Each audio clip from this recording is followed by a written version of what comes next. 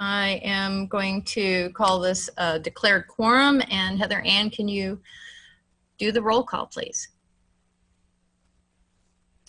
All right.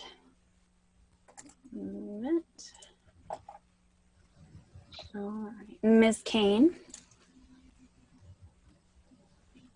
Ms. Corus. Here. Mr. Luttrell. Mr. Miles. Here. Ms. Oberg. Mr. Sam. Here. Mr. Shetty. Mr. O'Brien. Present. Mr. Taylor. Ms. Wu. Here. Thank you. The first item on the agenda is approval of the minutes of the previous meetings from April 7th, 2020. Can I have a motion for approval? I so motion. And a second? Second. Was that Kent? Yes. Moved by Tegan. Did I pronounce that correct? Tegan? Tegan. Tegan. Moved by Tegan, seconded by Kent. Are there any corrections to the minutes? I believe we have to, so I didn't start off with this, but per the executive rule that was made, I think last week, one person physically has to be in the city building where the meeting normally takes place. So I am in the city council chambers right now, but in addition, all votes have to be done by roll call. So Heather Ann, would you mind taking roll call for the approval of the minutes? Sure. Okay. Ms. Kane, I'll need you to unmute and say yay or nay.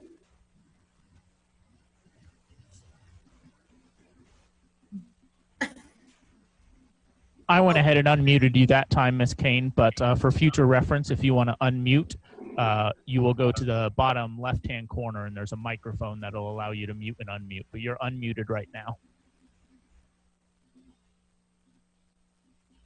Okay. See it, but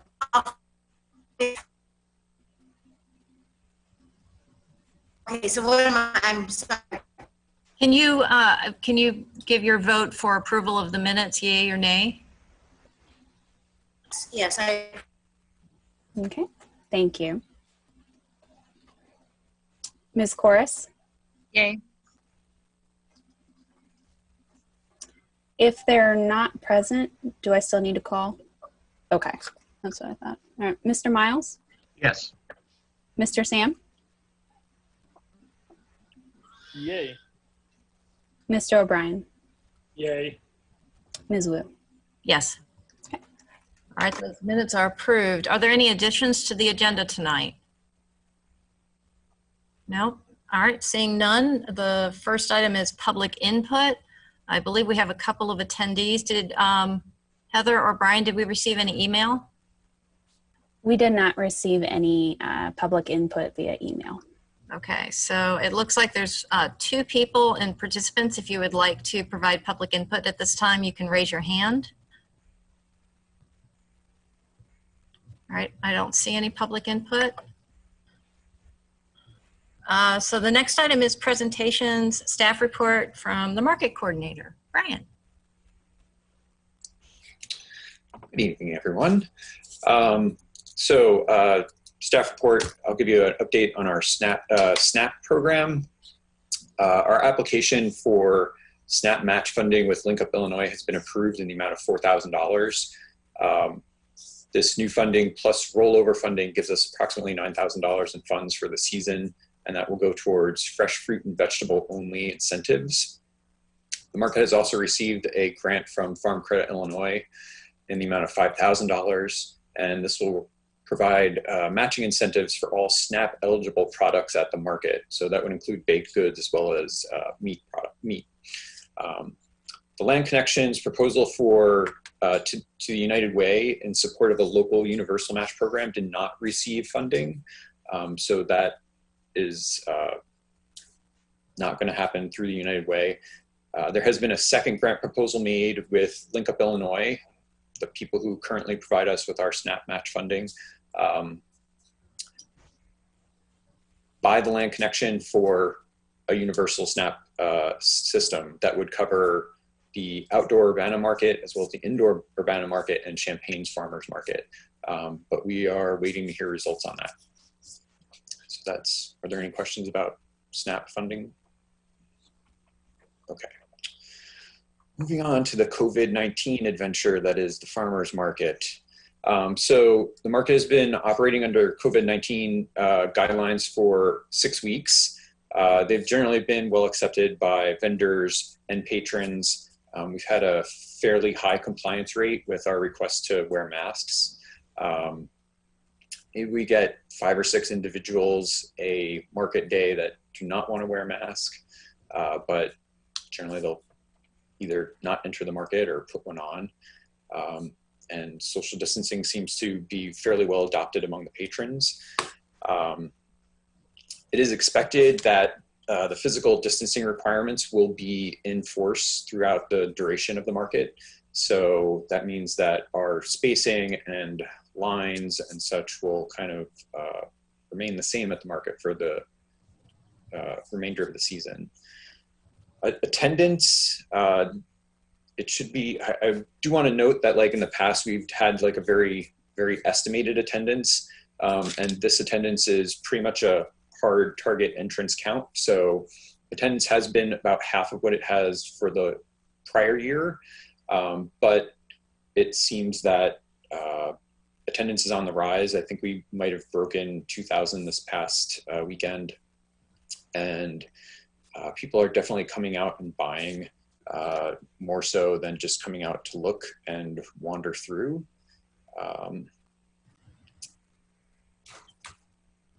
So, all right, so that concludes the whole COVID-19 thing. As far as the future for the market, we have plans to admit non-food, non-essential vendors starting on July 4th, and they will be housed in the 5th row, formerly the food truck lane. We have spaces to accommodate about 15, maybe 15 vendors, depending on whether some of them are double space vendors or not. That number could be fewer, but that's, I am sending out a letter to them tonight or tomorrow morning, and then we will have an idea of how many will be able to participate, and I think that's about it for the market. All right, are there any questions for Brian? So, Brian, Yes. are those basically what I would then call crafters? Yes. Okay. I'm trying, yeah, they might be, yeah, they're pretty much like craftspeople, yeah. Okay. So no more produce then, or veggies? I've held out spaces for our peach vendors and our sweet corn vendors, and they are all going to be housed in row 4. Okay. There's 1 or 2 other late season vendors, but I've already set aside spaces for them. Okay. Just to be sure that they got in, and it's strictly because we have the added space that we were allowing the craft vendors in. Okay. Tegan, did you have a question? Yeah, I just had a quick question about the reasoning that we moved Carrie's Garden of Eden near the entrance, because between Meyer, Blue Moon, and Carrie, there's a really big backup, and people get confused, and there's no way they can socially distance with those 3 lines. So I was just wondering what the reasoning was to move her over there instead of a vendor that doesn't attract such a long line. Because it just, patrons seem very confused and flustered when they can't really get around the lines safely or without keeping 6 feet between each other. We had an empty space, and it seemed a shame to let it go to waste. All 3 of those vendors generate lines. It's just that Carrie's is doing it now because she has more produce to offer than the other vendors do. The line, I don't know, I've discussed it with market staff, and the line seems to be fairly manageable. It's really only for the first like 30 to 45 minutes of the market that it's a problem. And honestly, all the vendors are a problem at that point.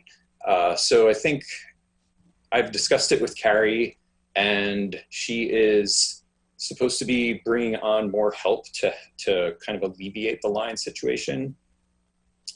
But for now, I think they're going to stay there. We've decided that the line doesn't really interfere with our business up at the SNAP tent. Yeah. All right, any other questions for Brian? Valerie? Yeah, do you know off the top of your head, or does anyone remember if the SNAP funding was completely spent down last year? No, it was not. We had about $5,000 in rollover funds for the fruit and vegetable only incentives. So is there, and I think I remember you talking last year about just a plan for this year in promoting SNAP, and I'm sure that you've been incredibly busy figuring out COVID stuff, but I'm just wondering if that's being addressed at all. Yes. A few of our plans got a little derailed by the whole COVID-19 thing. We are going to be having SNAP promoted through Shambana Moms specifically, and a couple other places. I'm going to send out, even though we're not having any community groups out to the market this year, I'm going to send out a little information blast to our community groups, the various like religious and public services that we have out there, just to kind of get the word out further. But you know, I don't know how that goes. Whether, you know, I know when they're at the market what they're doing, but I don't know if they're having meetings or something outside the market. But hopefully they have a way that they can help kind of disseminate that information. And then I had an unrelated question about masks. Do you think that accessibility is an issue? I know somebody was out there selling them last weekend, but do you have them on hand for people if they show up without them? We had a small supply of masks that were made and donated to the market, but those ran out last weekend. So I am looking, I'm also reluctant to like provide masks to the public, because then it just encourages people not to wear them until they get to the market. And I think that's not ideal. So I think so far it's been pretty good. The people that have not been wearing masks, it's generally because, oh, they forgot it. It was in the car or it was in their back pocket and they put it on. So far I've only seen one person have to actually buy a mask to come into the market. I think that the vendor that's kind of near the front gate there's like a price range of masks. So she's got these very fancy masks that she's selling for X amount of dollars, but then she's also got these very simple, basic, just cloth face coverings that she's selling for a lower amount. So nobody is leaving and not entering the market specifically because they didn't have a mask? I think in the last 6 weeks, we've maybe had 10 people total that have left and not come back. Okay. Kagan? Just a quick point of information. The Illinois Emergency Management Agency has just released a link where you can get free cloth face masks. They target farmers and farmers markets. There's just a SurveyMonkey link. Unfortunately, there's no chat in this, but I can send it to you, Brian, if you... I have it. It just came in the email today. So yes, I was going to look into that. They don't say it's necessarily for customers. Like they specify, it sounds like they want it to really be for staff or vendors. But I don't know the ethics of just taking it and then using it for customers. I don't know about that yet. I'll think about it. I think if you think it's an issue, I think that, I mean, we could get them. I think, I don't remember the specifics, but I don't remember what organization it is, but I think there are cloth masks just available for nonprofit organizations to order. I can look more into it and send you the information about it, but I think they're pretty accessible. Cloth masks are anyway now. Okay, yeah, that would be great. It'd be nice to have some just as a backup for people, or for people who, you know, just completely forgot. All right, any other questions for Brian? Just Kagan? Just one. It was brought up last meeting, and I don't know if we actually had a final resolution, but since we're opening it up to more vendors, has the market made a decision on CBD vendors and how we are vetting those? Yeah, we've actually had a policy in place, or well, we use the same policy we use for any other grower producer. If it is grown and mixed in Illinois, then they are allowable. If they are buying the CBD oils other places, but still combining them and kind of like making the finished product in Illinois, that is also allowable. It is not allowable for them to essentially import the product from out of state, relabel it or repackage it. Like that is just not, we don't allow that with like our other skincare products. So we wouldn't allow it with the CBD materials either. All right, Stan? I joined late. You may already talked about it, but I've heard rumor that you're going to add more food trucks.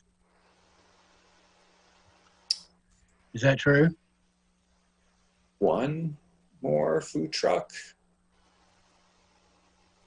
We have space over there. So we have, right now we have 2.5 food trucks. We're going to add another half food truck. So yes, but they will have been a vendor from last year. It's not like we are opening it up and allowing like every food truck in the world to come in. Fine. So this is a prior year vendor.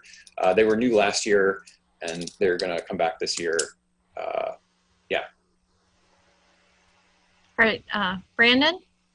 Just want to tack onto the staff report here and announce this will be my last meeting of the Market at the Square Advisory Board. My service with the city will conclude at the end of the month. My appointment wasn't renewed by the mayor. So I've been with the city about 8.5 years, been working with the farmers market directly for I think about 5.5 years. And I just want to say I really appreciate our advisory board, our vendors, and of course the work of the staff. There's been a tremendous effort to adapt to COVID, and very proud of the fact that our market was open on time, and just how responsive the community was to distancing, wearing masks. And so again, just thank you for the opportunity to have worked with you all for the last several years. Thanks for your hard work on all this. Yes, thank you, Brandon.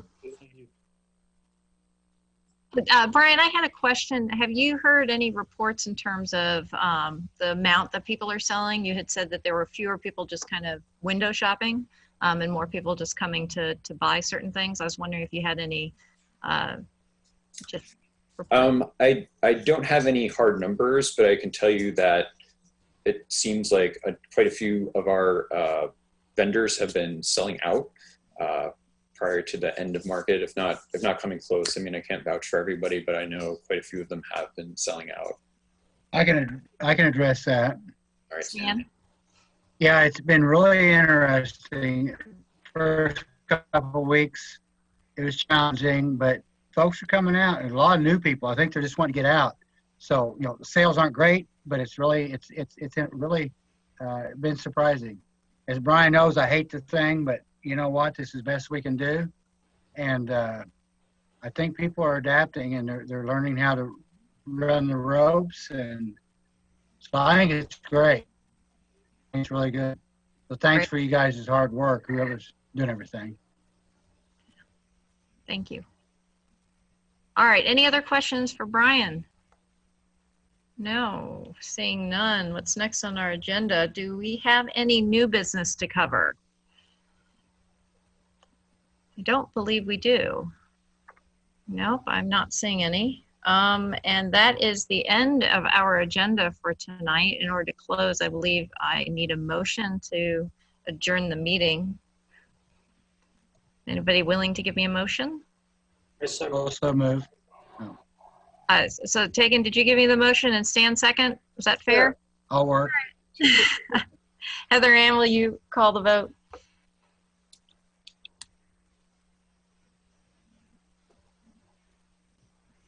You're muted. Yes, sorry. I was making sure I got who did what for that motion there. Okay. All right. Ms. Kane? Yeah. Okay. Ms. Corus? Mr. Miles, Yes. Mr. Sam, Yes. Mr. Shetty, Yeah. Mr. O'Brien. Yes. I see Mr. Taylor has joined. Mr. Taylor Yes. and Ms. Wu. Yes. All right, this meeting is adjourned. Thank you guys so much. Hopefully, the next meeting, we might have some more people in here aside from myself. Thank you, Brandon, for all your hard work. Brian, thanks for the update. All right, have a great one.